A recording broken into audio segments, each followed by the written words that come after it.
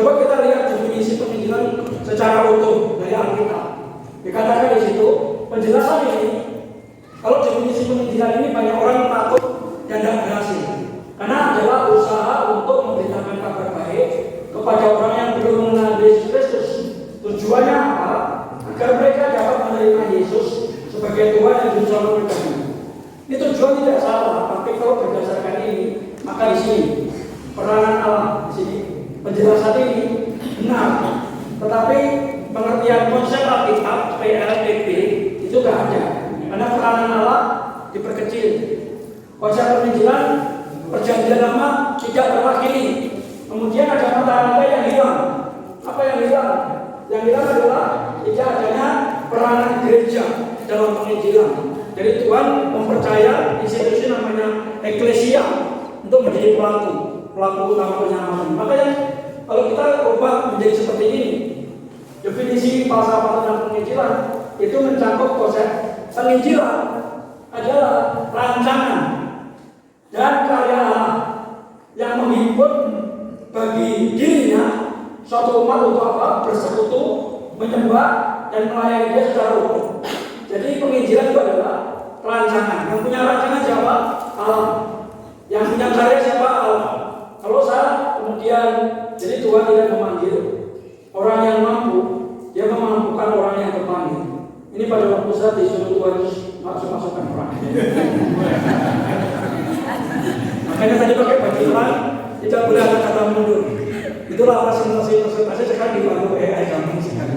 Kasih foto AI, tolong saya ketemukan dengan Tuhan Yesus dengan background pasukan perang. Muncul itu gambar ini.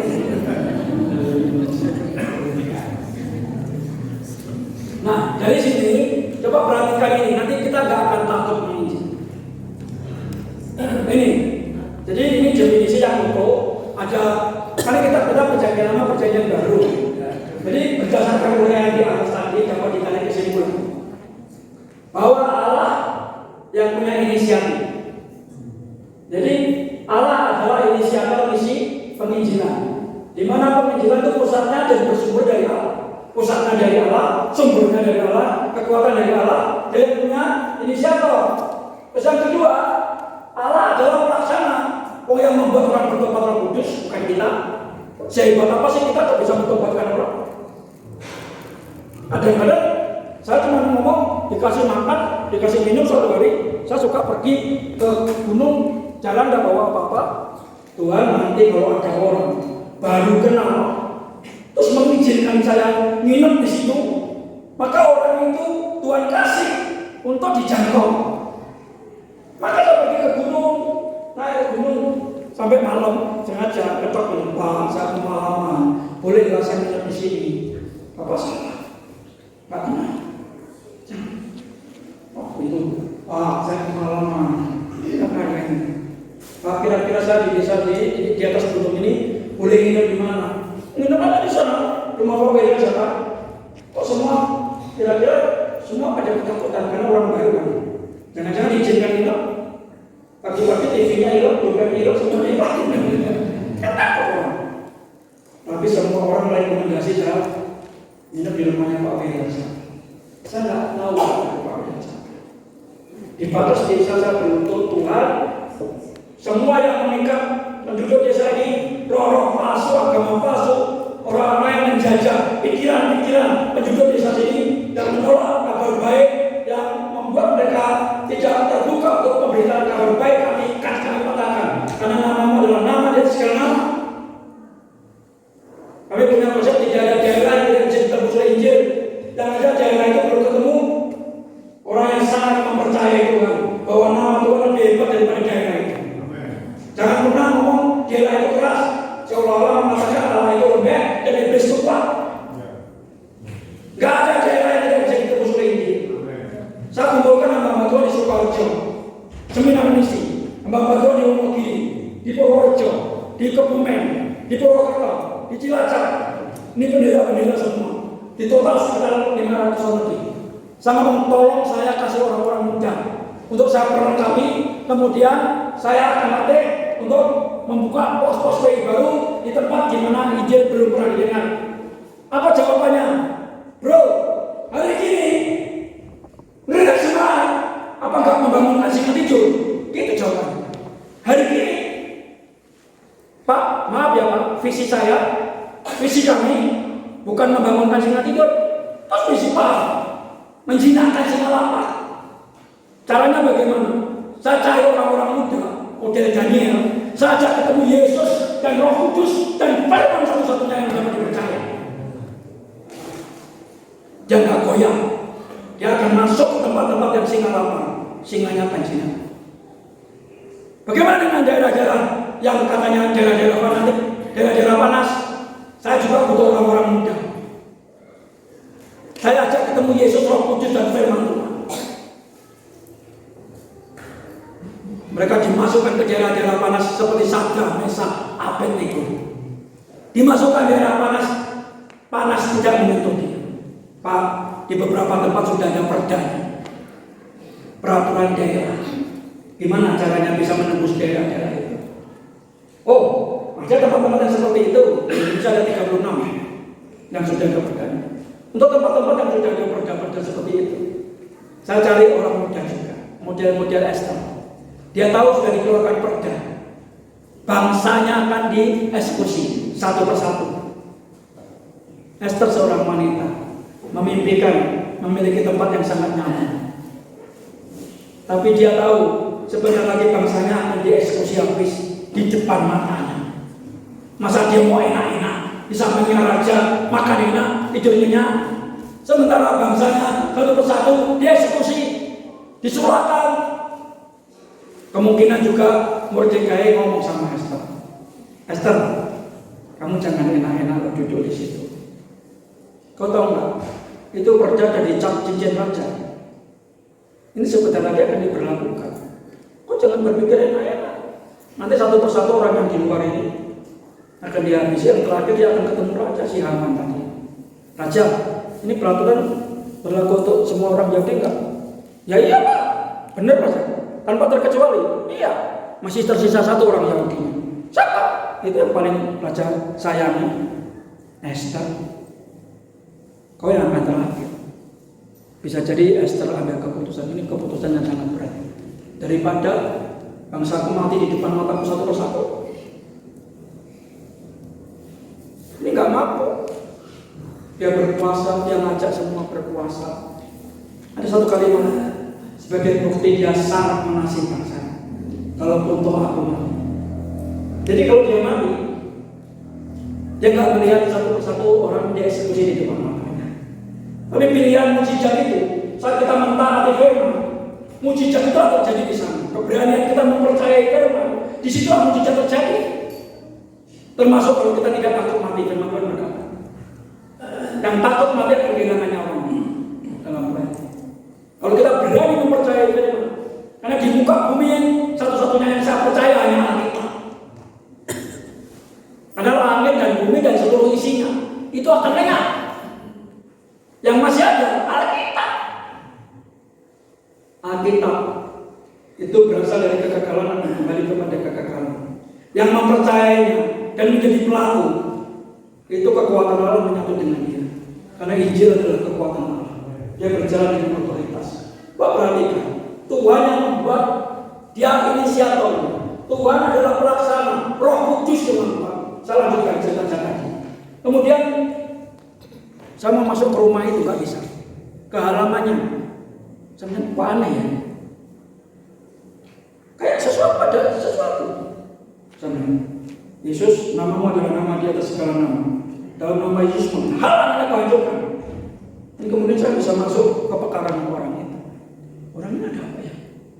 Saya masuk diterima dengan ramah. Dikasih nasi jagung, kerupuk jagung, sayur jagung. Saya sempat diare, karena semuanya sempat jagung. Dan itu di atas gunung. Saya tidur di sampingnya kandang sapi. Kok dingingan sekali, tapi malam itu dia kasih makan. Dan kemudian dia kasih minum. Saya bilang, Pak, Bapak kok mau-maunya mengizinkan saya menginap di rumah Bapak? Kok mau-maunya? Ya orang hidup kan tolong-menolong. Bapak kasih makan, besok saya lapar lagi. Bapak kasih minum, besok saya haus lagi. Saya mau balas kebaikan Bapak. Oh enggak usah, orang hidup kan tolong-menolong. Enggak, saya mau balas. Bapak kasih makan membuat saya lapar, tapi Bapak saya kasih makanan yang membuat Bapak nggak lapar lagi. Loh, ngapa nih Mas? Bapak saya akan kasih air yang membuat Bapak nggak haus lagi. Loh, ngapa nih Mas? Pak, Bapak setuju nggak urip ngambil mobil? Kita singgah di buminya hanya singgah sementara. Setuju Pak? Ya setuju. Memang sementara. Nah terus kan singgah, terus melanjutkan perjalanan kemana Pak? Saya kasih ilustrasi kalau ini Sarangan. Kalau dari sini ke Ngawi berapa ongkosnya? Perkiraan berapa? Dari Sarangan ke Ngawi berapa? Anggaplah 50.000 ya. 65. Kalau dari sini ke Jakarta berapa? Hah? Ada yang tahu sini ke Jakarta? Anggaplah 300.000 ya. Anggaplah 300.000. Sini ke Medan 1 jutaan. Enggak boleh. Karena dari Salatiga aja sudah 1 juta. Dari sini masih lebih mahal lagi. Kenapa kok beda-beda harganya? Kenapa? Karena jaraknya lebih jauh. Nah kalau ke Arab Saudi Pak, saya tanya, ya mana jutaan? Loh, kok Santoyo larang Pak? Wah jaraknya itu. Dari jenengan ini urip mampir ngombe. Terus kemudian perjalanan kemana? Nah, Pak, itu ada beberapa. Yang pertama, Bapak harus ada yang tour guide-nya. Karena perjalanan ini nggak tahu kalau sekarang Google Map-nya. Bapak tahu nggak? Siapa yang akan mengantar Bapak ke tujuan sesudah mampir ngombe? Ada tujuan ke sana. Mampir ngombe ini salah, malah cilok. Saya mau kasih tahu, ngombenya itu Gusti Yesus ketika aku ini banyak kauripan. Tapi perjalanan ke sana itu butuh bekal, kalau enggak kelaparan. Bapak hidup di bumi butuh 3 elemen. Butuh makanan, butuh minuman, butuh terang.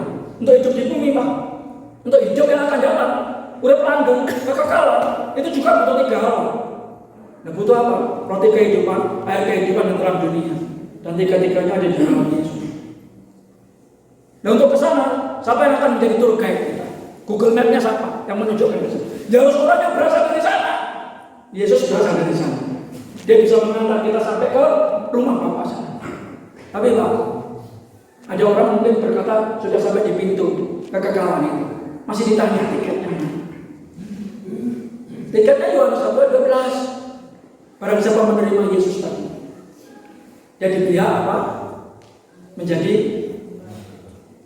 anak-anak, menjadi warga kerajaan. Sudah sampai di depan pintu kerajaan, ditanya tiketnya apa? Ya tiketnya menerima Yesus.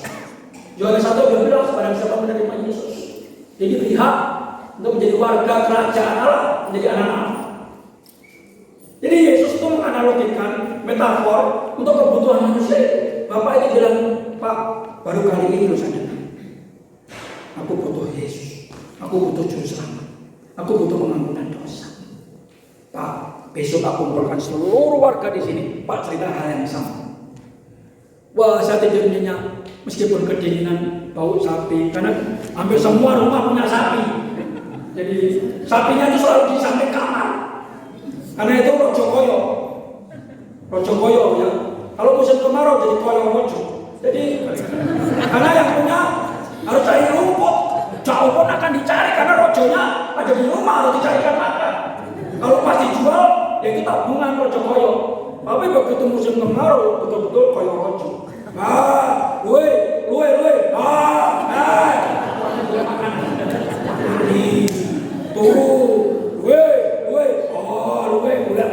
Koyo rojo.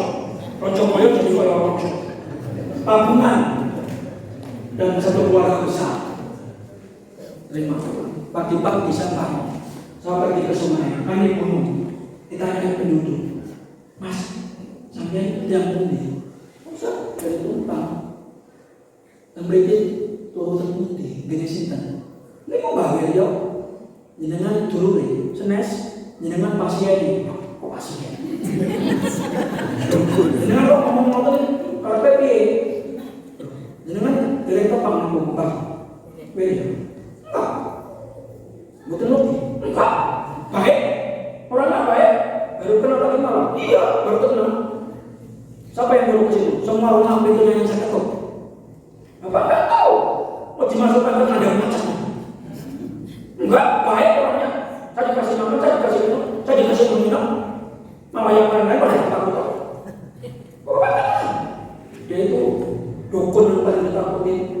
banyak desa tempat itu. Semua paling takut sama itu. Beraninya tinggal situ. Saya berpikir, tadi malam dia nangis. Ini Tuhan yang jadi selamat dalam hidupnya. Ada kuasa yang menyertai setiap kita. Karena apa? Pelaksananya Tuhan yang membuat dia bertobat, bukan saya. Tuhan mencerita tentang makanan. Terus kemudian tugas kita di nomor 3 ini, dia memberi mandat. Tidak mau atau tidak kita. Kalau enggak, kalau manusia tidak mau, dia akan pakai ayam seperti peristiwa mentobatkan Petrus.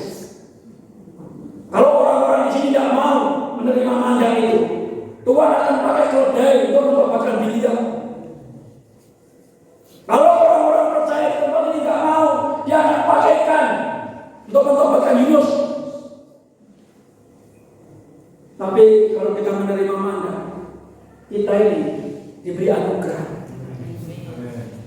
Yesus berdiri di muka pintu di Wahyu pasal 3:20. Lihat aku berdiri di muka pintu dan mengetuk. Barang siapa mendengar suaraku, membukakan pintu, aku akan makan bersama-sama dengan dia. Dan makanannya ditulis di mana? Di Yohanes 4:34. Makananku ialah melakukan kehendak Dia dan menyelesaikan pekerjaan. Pekerjaannya belum selesai. Indonesia penduduknya 280 juta. Orang percaya yang Protestan baru 8%. Orang Katolik 2%, 10%. Masih 28 juta orang percaya di Indonesia. Masih ada 250 juta lebih. Mereka kalau tidak pernah memiliki kesempatan, mereka akan binasa. Sayang sekali kalau kita punya kenalan. Di batu nisannya ditulis lahir tanggal sekian, mati tanggal sekian, belum pernah tahu siapa Yesus. Kalau itu bagian daripada keluarga, kawan dan kenalannya, ini kok kebangetannya memperkenalkannya aja. Padahal yang punya inisiatornya Tuhan, yang dia puja-puja, Allahku besar, Allahku luar biasa. Dan kemudian Roh Kudus yang membuat orang bertobat. Tugas kita apa? Menerima mandat. Kalau kita tidak menerima mandat, no problem. Tuhan bisa pakai siapa saja. Tapi kalau kita menerima, kita diajak makan seidan dengan raja di atas segala raja. Pelayanan bukan beban, pelayanan itu penghargaan. Kita dihargai makan seidan dengan Tuhan. Makan dengan presiden aja fotonya dibesarkan kok. Apalagi makan dengan raja di atas segala raja. Makanannya melakukan kehendak Dia dan menyelesaikan pekerjaan. Amin. Pelayanan bukan beban. Kita hanya menerima mandat.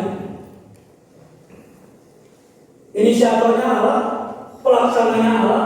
Kita hanya menerima mandat yang menggenapi juga Allah. Semua yang difirmankannya pasti akan digenapi. Mau lewat hidup kita atau tidak? Kalau lewat hidup kita akan dicatat dalam kitab sejarah. Dari Pak Yudi, kisahnya juga akan dicatat. Kisah Rasul pasal berapa tadi? 1971 ya? 74. Itu kisahnya Pak Yudi, kelanjutan dari kisah para rasul. Nah kalau orang membawa Injil, memuridkan orang, ya itu sudah rasul. Karena menuntut orang untuk menjadi percaya dan kisahnya itu. Cuma zaman ada dari Ananias dan Safira.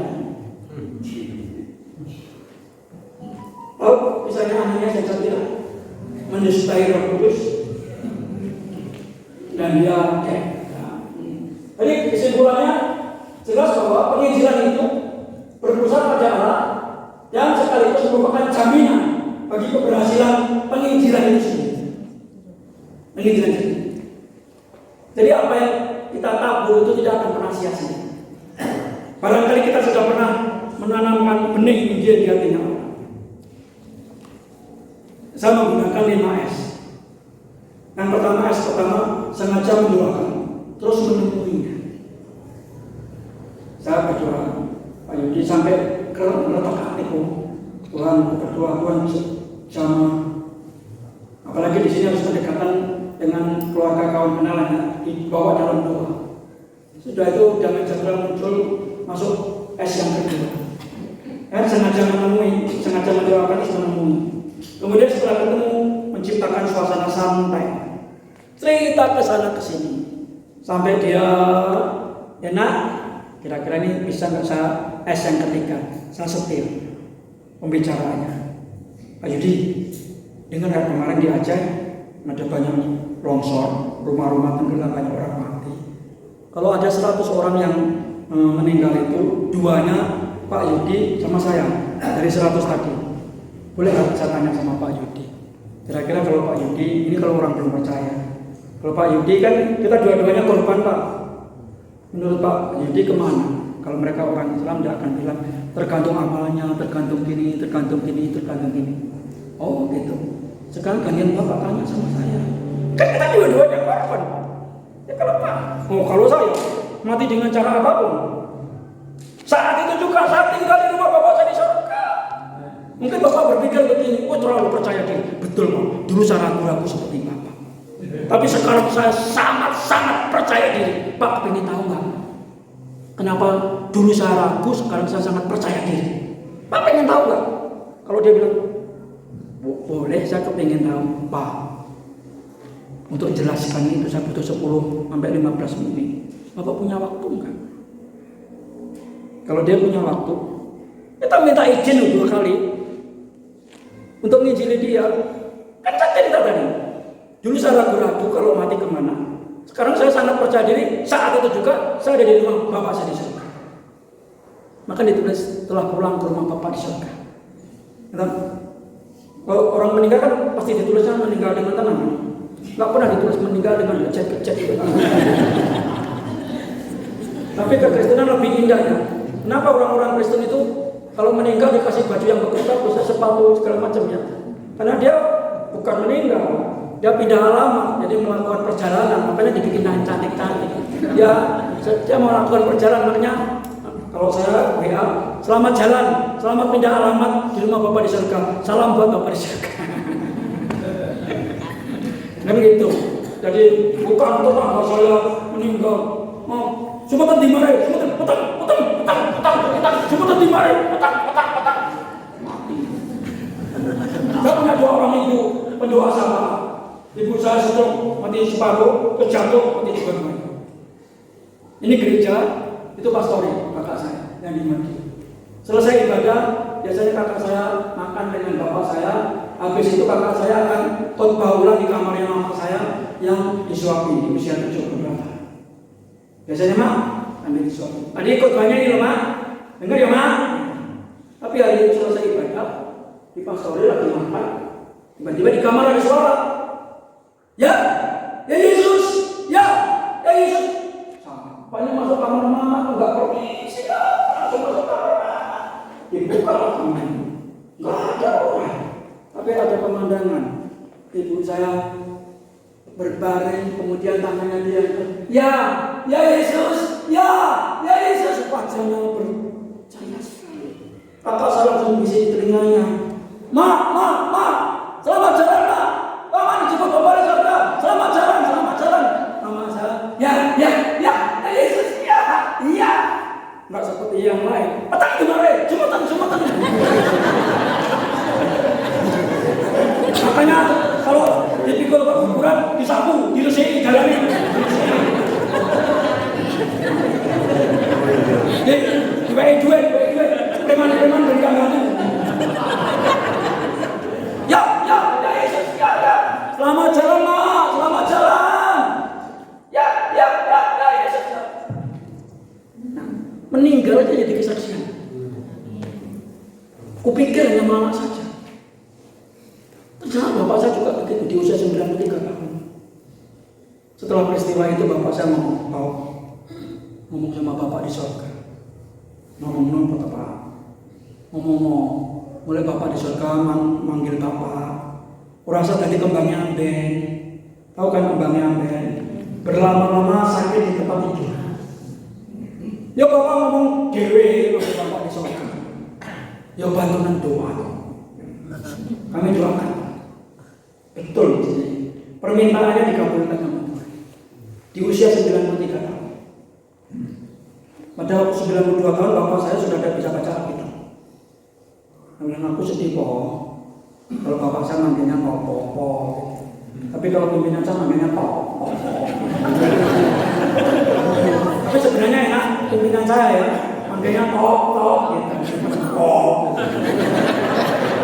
Topo, maksudnya topo. Nah, bapak saya hari itu, Pak, apa nggak sedih? Nggak bisa baca Alkitab, nggak sedih. Karena yang berbahagia bukan yang membaca, Pak. Yang mendengar, yang menjadi pelaku firman. Saya berikan MP3. Saya isi Alkitab bahasa Jawa. Tak ajari mencet ini. Mencet apa sih? Mencet. Matius pasal setunggal ayat setunggal. Makatan sabdane Gusti. Baca. Bacakan. Terus ngomong itu kakak saya di Pati, pendeta tetap pernah di Pati. Dia telepon toko yang Palembang. Saya 15 tahun di Palembang. Menjangkau Lampung sampai Sumatera. Telepon apa? Oh, nah bapak saya kan namanya apa kan? Bukan pimpinan saya, kalau itu pimpinan saya. Oh, apa Pak? Masuk motor suwun. Aku buat kopi, aku bicaranya Alkitab sing iso muni lho. Ya MP3 lah. Oh. Biyen kok, aku pasti iso maca. Iku sedina 5 pasal. Saya iki sak kitab. Membayar ngomong, sak kitab apa? Pasal 1, pasal 2, pasal 3 sabdane Gusti nomor ngoro kan dipasang ini sudah dan kitabnya kan dibacain terus Matius 1, Matius 2, Matius 3, Matius 4, Matius 5 tiba-tiba masa terakhir jadi kita satu kitab. Pada waktu bapak saya tiba-tiba dia bilang balik lagi mati apa oke kabeh kumpul ini aku kepengen kumpul kabeh. Bapak saya cuma gitu kan. Aku telepon Mbak Ayu, Mbak, Bapak lorong? Enggak, enggak, mana semuanya normal. Lalu aku dikumpulkan anak putu nih, kangen lagi. Enggak apa, aku kerosok ya apa-apa. Mangkat saya dari Palembang sampai di Pekalongan, sampai di Tegal masih tanya, Mbak, apa ini kayak di Bapak? Pak, entah ini ya Pak, ya mesti ginteni. Masalah ginteni, kayak apa motor bisa kosak keluarga. Bayu mu ademu, ponakan mesti jadi pendeta-pendeta itu apa sih dulu kabeh. Kayak apa kok sak keluarga. Sang ngoput itu. Entah ini ya Pak. Ya. Sampai di Bapak. Bapak ada di depan itu. Saya telepon, Mbak, Bapak pasti depan itu. Iya. Kalau nalar sama. Misalnya peristiwanya begini, Bapak ngajak, ini gereja di kakak saya sama di pastori ini cukup luas, meningkat semua. Ayo kita meningkat semua. Lagi menyanyi, ku perlu selamanya, ku perlu Yesus, ku perlu cintanya, ku perlu itu kesukaan Bapak saya. Sementara nyanyi memuji Tuhan, Bapak saya dipanggil di tengah-tengah lingkaran itu. Dia kan meminta, nanti doain. Kalau Bapak memanggil, nggak usah nanti kembangnya ambil. Jawab sama Tuhan. Di usia 93 tahun. Kematian saja jadi kesaksian. Sementara memuji Tuhan itu peristiwa Paskah. Selesai bagian Paskah di gereja kakak saya. Selesai itu makan terus kumpul di pastori. Sama peristiwa ya. Kan kakak saya ini gereja di Madiun, ibu saya meninggal di Madiun, bapak saya meninggal di Pati sama anak. Jadi peristiwa itu Tuhan akan menggunakan itu. Apa yang dilakukan bapak saya setelah dia mengenal Tuhan? Kenapa tetangga saya? Kenapa keluarga saya? Kenapa ini keluarga besarnya yang di Sumatera bukan keluarga? Karena dalam sejarah di atas bapak saya tidak ada satupun orang yang percaya Yesus. Sejak itu dia ngomong, Tuhan, kenapa aku sudah tua baru ada orang cerita tentang Tuhan Yesus? Kalau sejak aku sudah bahagia sejak dulu, kenapa sih 55 tahun baru ada cerita tentang Tuhan Yesus? Kenapa teman-temanku itu punya keselamatan tapi gak pernah cerita di PKW? Tuhan, aku gak mau itu terjadi sama orang-orang di luar sana. Dia mencari kebenaran, tapi orang yang punya kebenaran diumpeti. Dan bapak saya ngomong, Tuhan, aku kan tidak tua. Aku punya 7 orang. Aku kasih 4 engkau. Engkau ngomong langsung dengan anak-anak saya. Satu persatu, anak-anaknya, Pak, aku mau tinggalkan pekerjaan. melayani. Oh ya, itu luar biasa. Senangkan Tuhan. Tuhan bisa senangkan orang tua. Adiknya, Pak, aku juga terpanggil melayani. Ya, aku restui. Kalau engkau bisa menyenangkan Tuhan, Tuhan akan menyenangkan ngurus orang tua. Nggak perlu khawatir. Dan satu persatu, adiknya, dia kepingin anak-anaknya menjadi penyambung lidah Tuhan. Berikanku tangan melakukan pekerjaan-pekerjaan, dan berikanku mulut untuk menuntun orang mengenal kebenaran.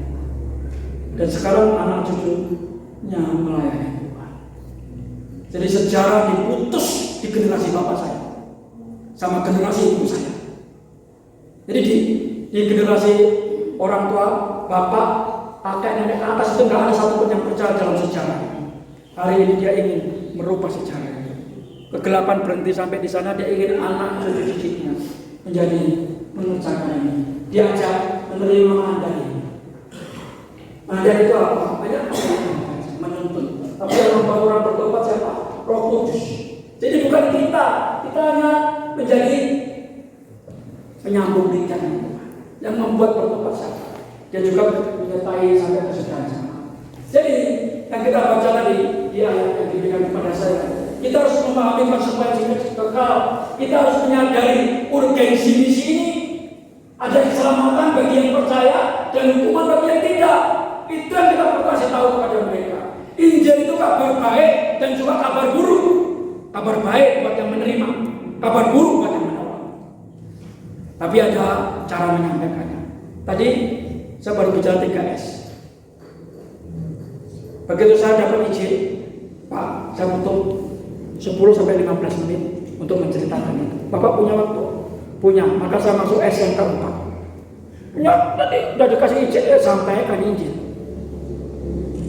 Sampaikan Injil, upah dosa. Semua orang telah berbuat dosa. Roma 3:23. Dan upah dosa, Roma 6:23, upah dosa adalah maut. Apakah ada orang bisa menyelesaikan masalah dosanya? Enggak ada. Tapi karena begitu besar kasih Allah akan dunia, dia memberikan penebus dosa. Kita hanya menerima saja. Yang menerima, ya selamat. Yang menolak, ya binasa. Sampaikan. Yang keempat itu sampaikan. Sesudah Injil disampaikan, tentu punya beberapa macam versi untuk cara menuntun orang menjadi percaya. Yang terakhir, kalau Injil sudah disampaikan, maka yang terakhir itu selesaikan. Tanam. Nggak mungkin orang mancing itu udah udah goyang-goyang gini. Tapi ya goyang-goyang diri, tapi ya enggak mancing itu tarik gitu. Yang terakhir apa? Ya selesaikan, tantang, mau enggak. Apakah Bapak masih terus mau tinggal dalam keraguan-keraguan atau mau tinggal dalam kepastian? Bapak singgah di bumi sementara. Ini sekarang ada tour guide yang asalnya dari sana akan menuntun ke sana. Untuk ke sana butuh bekal, makanan. Dan makanannya ada sama dia juga. Yesus itu roti, Yesus itu air, Yesus itu terang. Dan sampai di sana tiketnya ya Yesus. Kenapa kitab yang sudah umurnya ribuan tahun, yang membuat 33% penduduk dunia, kekristenan adalah terbesar di muka bumi, 33%, 2,6 miliar penduduk dunia ini. Orang Muslim itu 0,5 miliar, 22%. Kekristenan secara dunia itu 33%. Dan kitab suci yang mengubah itu, di sana dinyatakan dan keselamatan tidak ada di dalam siapapun juga, sebab di bawah kolong langit, di atasnya bumi, tidak ada nama yang bisa menyelamatkan manusia kecuali nama Yesus. Itu khotbahnya Petrus. Boleh ditiru khotbahnya itu. Kalau Petrus khotbah 3.000 orang, waktu mengkhotbahkan itu 3.000. Kita tidak memodifikasi, tapi pemberitahuannya tidak boleh dirubah. Bahwa keselamatan di bawahnya langit, di atasnya bumi, tidak ada nama yang bisa menyelamatkan kecuali nama Yesus. S pertama apa? Sengaja mendoakan dan menemui orang. Sengaja aktif. Injil itu aktif. Injil itu bahasa Inggrisnya apa? Gospel. Tulisannya go dan spell. Go itu apa? bercerita membuat orang takjub. Jadi kalau kita pergi tanpa menginjil, itu namanya jalan-jalan. Anak muda bilang jalan-jalan. Versi terbaru, giling-giling. Tapi kalau pergi menyampaikan kabar baik itu baru kas. Goes. Pergi untuk menceritakan. Saya dimarahi orang Amerika. Pak, bahasa Inggris kok dipotong-potong? Saya Inggris Amerika ya Pak. Saya Inggris Jawa. Orang Jawa itu semua cangkir yang cangkir, semuanya itu ada artinya. Termasuk gaspal itu ada artinya Pak menurut versi Jawa. Versinya adalah goes. Pergi untuk bercerita dengan orang takjub. Jadi ini waktunya tidak banyak. Bukan waktunya Tuhan, waktu kita juga tidak banyak. Karena kita kan tidak tahu. Kita sampai pasal berapa? Pak Jadi tahu sampai pasal berapa? Pasalnya tahu. Tapi ayat-ayatnya kan diisi terus Pak. Sampai ke berapa isinya? Jadi ini segera menuai. Karena kalau enggak, padi itu kalau nggak cepat dituai, busuk. Kalau padi nggak cepat-cepat dituai, ada banyak orang di luar sana seperti bapak saya yang rindu kebenaran itu. Tapi ada orang punya kebenaran tidak pernah diberitahu oleh orang-orang yang memiliki kebenaran. Ada kok cara-cara yang simpel untuk menceritakan. Makanya setiap kita harus posisinya di tengah-tengah. Di atas kita adalah mentor, atau kakak rohani, atau bapak rohani, atau apapun namanya. Dan kita harus punya orang yang kita dampingi untuk bertumbuh mengenal Tuhan. Termasuk orang-orang baru yang dibahas. Semua, setiap kita pasti begini. Ini mentornya ini mentornya ini, ini mentornya ini mentornya ini. Terus itu yang membuat kita bertumbuh. Karena iman hanya bertumbuh, iman kita hanya bertumbuh di ruang aktif. Jangan pernah pasif. Ya.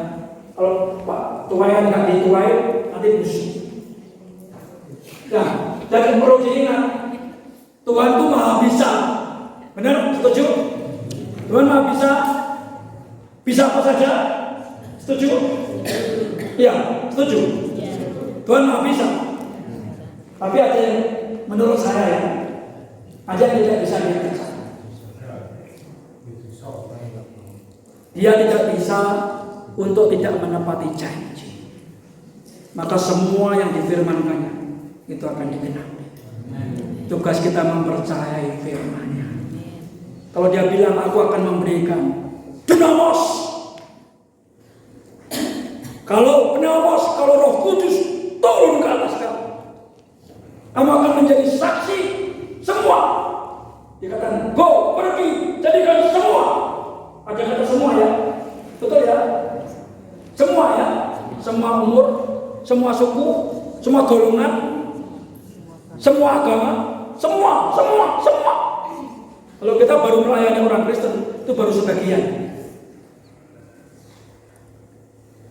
dari amanat aku.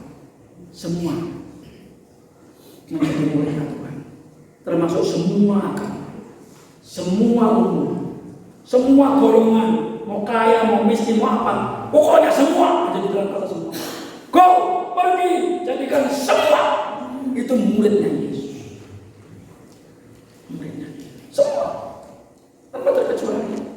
Dan yang luar biasa, dia akan menyertai kita sampai kesudahan zaman. Saya keliling Indonesia, ada banyak orang meragukan kita. Sudah selesai. Begitu kita meragukan janji Tuhan, sudah selesai. Kita hanya jadi penonton. 5 roti dan 2 ekor ikan dikasih. Barangkali murid-muridnya dorong-dorong. Kamu aja. Lah kok tak wae iki kene, kuwi ulah roti sing ora oleh ngomong-ngomong. Woi, jangan wae yo ngono aku ora. Lah buat seneni, timbang aku seneni, kowe aja sing bagi. Ora masuk akal Tuhan. Gimana roti 2 ekor ikan niku memang Tuhan. Enggak masuk akal. Betul. Iman itu memang enggak masuk akal. Makanya kita harus masuk di akalnya Tuhan. Cara masuk di akalnya Tuhan adalah beriman. Akhirnya siapa? Yang menikmati. Murid yang berani mengambil dan membagikan apapun resikonya. Mau diomeli orang apa-apa, Kan disuruh gini, dibagikan 5 roti. Di depan matanya, di tangannya mujizat itu terjadi. Makanya orang model-model yang berani mempercayai Alkitab, mempercayai firman ini, mempercayai Tuhan ini, hidupnya penuh dengan kesaksian. Dia gak berani jadi penonton. Nonton aja. Yang berani melangkah, ya mereka punya banyak kesaksian disertai Tuhan. Kenapa? Karena orang yang berani melangkah mempercayai firman, di situ ada jadi mujizat-mujizat dalam hidupnya. Dia ragu-ragu, dia hanya mendengar kesaksian si A, si B, si C, si D. Dia nggak pernah mengalami itu, karena dia meragukan firman Tuhan, meragukan penyertaan Tuhan. Beranilah itu, tes kayak Raja Daud, ujilah aku Tuhan. Berani mempercayai Alkitab. Tolong ini dibagikan ayat di dalam sumur. Aneh-aneh yang berlimpah. Yang boleh tak bagi. Daunnya ini memang menurut aku ada semua. Aku kok bawa banyak semua loh. Yang kalau daunnya ini wong pesta itu piye? Wes bagi. Begitu berani membagikan di tangannya, di depan matanya, mujizat itu terjadi. Yang berani melangkah karena iman, dia menjadi saksi bahwa mujizat itu ada. Penyertaan Tuhan itu ya dan amin. Dia akan menyertai sampai kesudahan jalan. Saya meyakini memang Tuhan Maha bisa, tapi saya meyakini ada yang tidak bisa Tuhan kerjakan.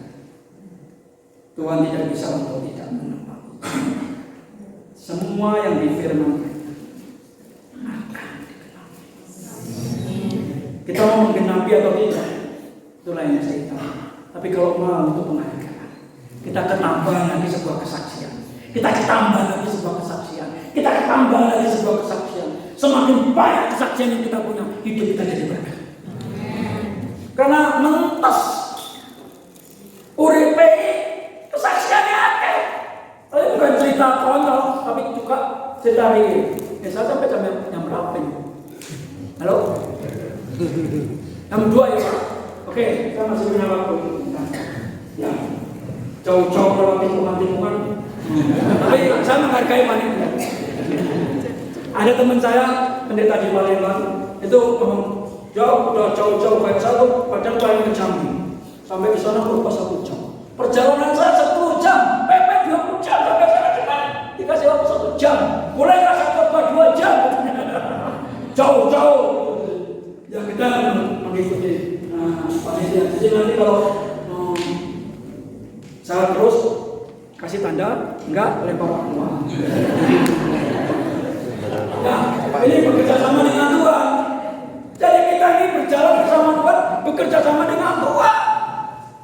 Makanya kalau saya nyetir itu, kadang-kadang saya senyum-senyum sendiri. Di truk itu ada tulisannya. Tulisannya apa yang membuat saya tersenyum? Dekengan rusak gitu. Tahu nggak maksudnya dekengan rusak? Apa? Apa maksudnya dekengan rusak? Dekengan. Dekengan. Jawa Timur dekengan. Dekengan atau dekengan? Oke, J. Ya. Dekengan. Apa maksudnya dekengan? Bukan maksudnya apa itu? Ada orang istana kan, ada orang pemprov yang membebas dia kan. Nah, kalau kita melayani dekengan kita itu Yesus, nama dia adalah segala raja, dia adalah segala raja. Lo kok kejar? Dekengannya langsung pusat kerajaan surga. Coba cek begini, kamu pernah nggak dekengan pusat?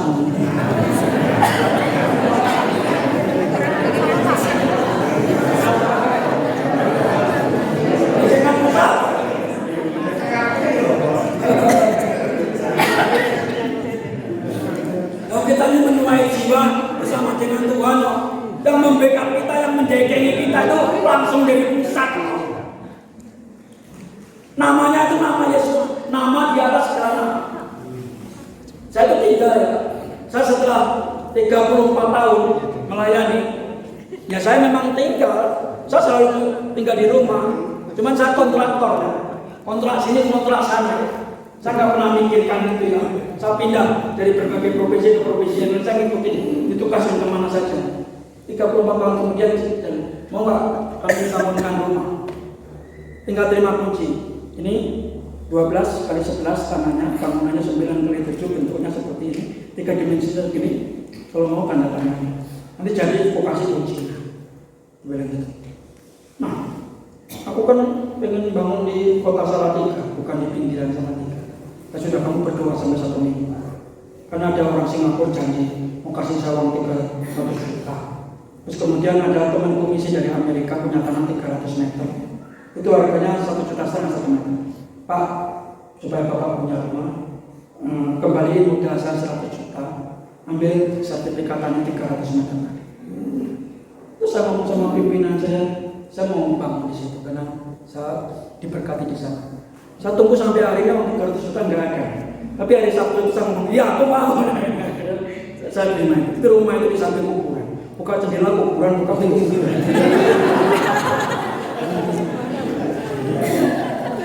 Itu daerah paling ditakuti oleh semua orang. Saya bilang, Pak, Bapak kok berani tidak buka jendela kuburan, buka pintu, duduk di teras melihat kuburan? Bapak kok nggak takut? Memang takut apa?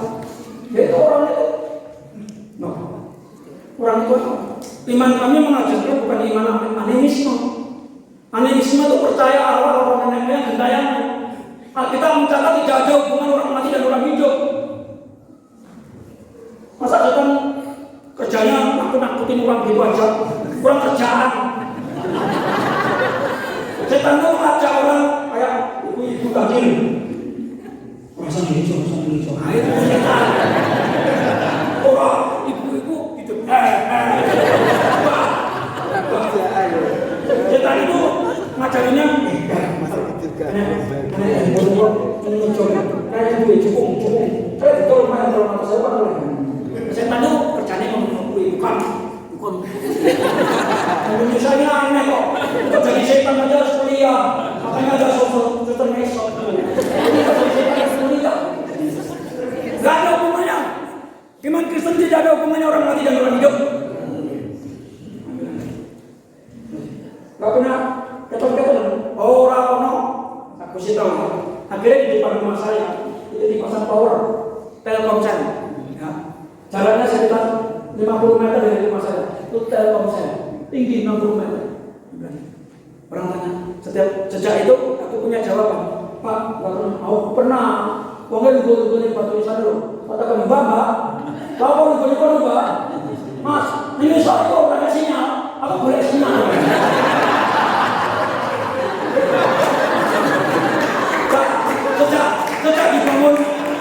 Sejak dibangun tower, nggak berani keluar. Soalnya di dalam sudah ada sinyal. Saya guyoni gitu orang-orang yang tempat kami memang diselamatkan. Jadi Sabtu, Kamis sama Jumat tuh malam-malam ada orang itu cari di kasih tahu ya, kamu cari orang itu ketemu sama saya. Saya cari itu mengenal Tuhan, jadi juru Islam. Penemuan jiwa adalah hasil kerjasama antara ketaatan manusia dan pekerjaan Allah. Kita butuh taat, mengerjakan perintahnya Tuhan, dan Roh Allah bekerja, dan hidup kita akan dipenuhi dengan kesaksian. Semakin banyak kesaksian, maka yang terjadi apa? Hidup kita dari berkat. Cerita tentang kehidupan, aku cerita tentang hidup saya, banyak orang diberkati. Aku cerita tentang dipanggilnya Bapak saya, banyak orang diberkati. Apalagi penyertaan Tuhan, aku saya klaim 27 provinsi. Tuhan melindungi, menjaga, yang seharusnya mati di Pulau Kalimantan Jawa. Saya masih siap, seger bukan. Saya punya obat, hati yang gembira adalah obat. Sampai akhirnya. Ini ketahuan, umur saya sudah 60, tapi masih seperti 16 tahun.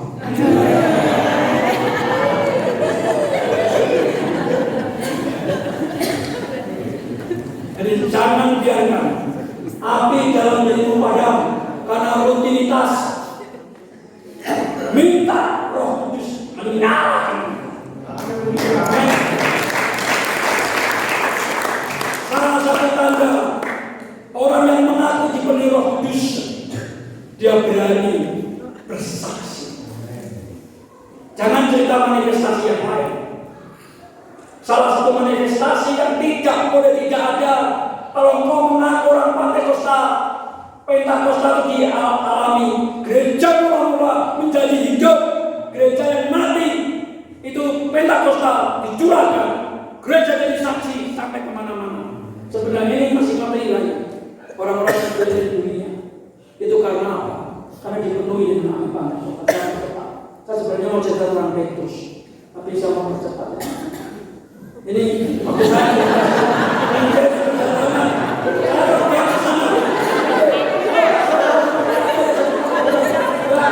ini saya mau menjadi perjalanan. Siapa yang memperkenalkan Injil kepadamu dan membimbingmu untuk mengambil sebuah keputusan melayani Tuhan? Siapa? Ingat itu. Gereja ada karena misi. Ini perhatikan. Indonesia tadinya tidak ada, tapi ada tokoh-tokoh yang memiliki penanaman itu. Di Injil ini dikumpulkan jadi jemaat-jemaat di setiap daerah. Ini adalah pengukir sejarah kekekalan. Kalau Bapak Ibu Saudara datang ke satu desa, sejak desa itu diciptakan, belum pernah ada eklesia 2-3 orang berkumpul. Saat Bapak Ibu mau ke sana, kemudian terjadi sama dengan No Mansion. No Mansion masuk ke Sumatera ini, No Mansion. Tidak ada orang percaya. Dia masuk, akhirnya Sumatera menjadi orang percaya. Kalau Bapak Ibu ngambil yang skop kecil, desa itu belum ada orang percayanya, dan Bapak Ibu dipakai menjadi kepanjangan tangan Tuhan, hadir di sana dengan kuasa Tuhan. Akhirnya di sana ada 1, 2, 3 orang menjadi percaya. Itu juga mengukir sejarah kekekalan. Kenapa? Karena sejak desa itu diciptakan, sejak desa itu dikeluarkan SKG di desa, belum pernah ada orang percaya di sana. Lewat nanti ada cerita kisah nyapa Yudi pasal 1974. Pak Yudi mengukir sejarah kekekalan di desa B, di desa C.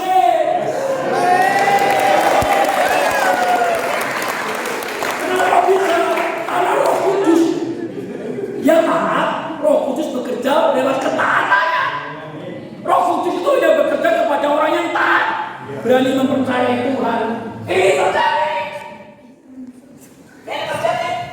Ini siapa yang membuat mereka berani di situ? Jangan berpikir ya, oh sorry ya, itu kan perintahnya Yerusalem, Yudea, Samaria, sampai ujung bumi. Semua selesaikan dulu Yerusalem, di gerejaku saja Yerusalem. Kalau kita punya konsep seperti itu, ini tidak ada orang yang bertobat di Indonesia. Kemana yang masuk dari Jerman sudah bertobat atau selesai? Sudah bertobat. Orang-orang Korea yang datang ke sini, Korea baru 30% yang percaya pada Kristus. 70% kan? Kalau semua orang berpikir Yerusalem dulu selesaikan, negara dulu, nggak ada orang datang ke Indonesia. Ini satu Yesus datang ke sini, Maluku Utara, tahun 1500, 700 tahun yang lalu. Saya nggak tahu iman seperti apa, meninggalkan kenyamanannya untuk mengukir sejarah kekekalan di tempat-tempat ini. Ada apa? Itu karena ada kobaran api. Karena mereka di-training di kapal-kapal penyelamat, bukan kapal pesiar. Coba tanya dia kan, kamu suka kapal pesiar atau kapal?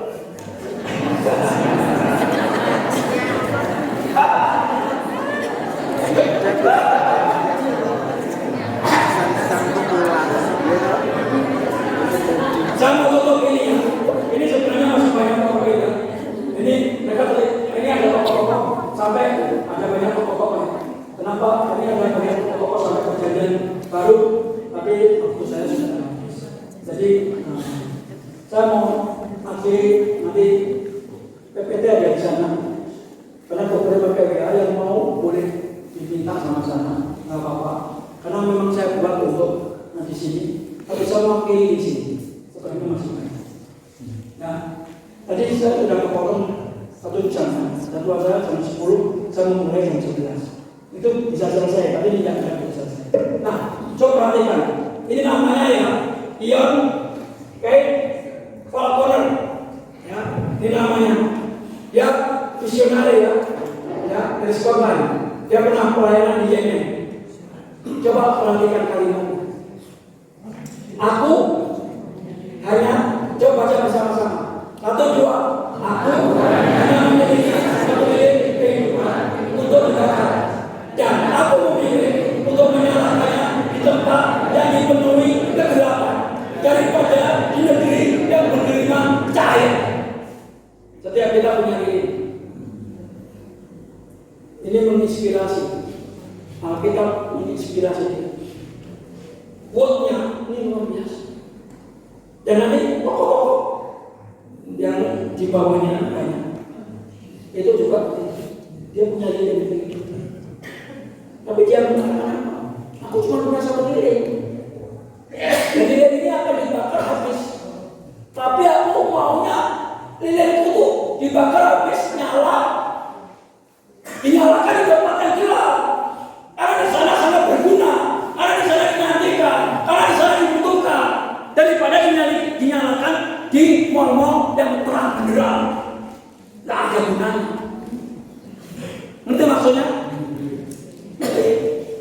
Tadi ada tokoh-tokoh tadi, dia mau menyalakan lilinnya di mana? Semua menghabiskan lilin-lilinnya di tempat-tempat gelap. Indonesia tidak ada satu pun yang menjadi benar. Tetapi kalau semua berpikir seperti itu, saya tutup dengan satu cerita. Satu hari ada orang beriman yang sangat terkenal di kampung itu. Jadi ada orang muda ingin ngetes dia. Dia ingin ngetes.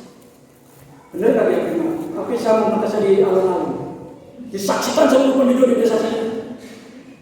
Kemudian semua orang sudah khawatir, ini pemuda ini sangat jahat sekali niatnya, karena ingin mempermalukan orang beriman.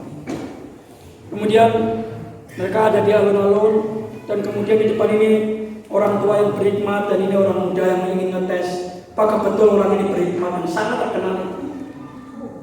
Dan pemuda itu memegang sesuatu di belakangnya. Penonton di seluruh desa itu tahu niat jahat. Dia tahu di tangannya ada burung kecil, burung putih. Dia tanya, Bapak orang beriman?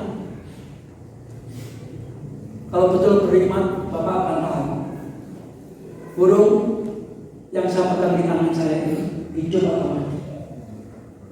Penonton mulai berpikir, kalau orang beriman bilang hidup, itu pasti diremas mati, salah. Kalau orang beriman bilang mati, enggak diremas, hidup. Mereka berkata, hari ini orang beriman itu sedang diperlukan. Tapi apa jawaban orang beriman itu? Nah,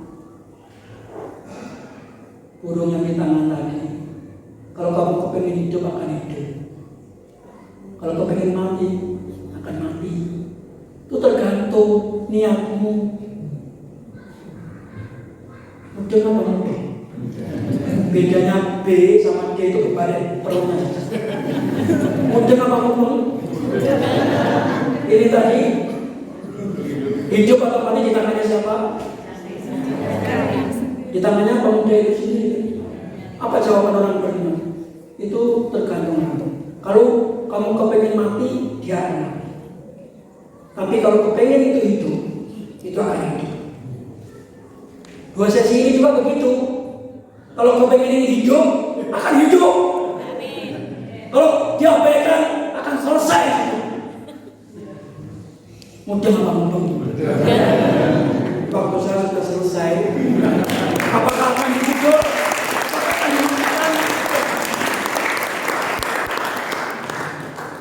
Apa yang saya sampaikan, kalau mau dimatikan, silakan dimatikan. Kalau kepengen dihidupkan, hidup. Semua di tangannya siapa?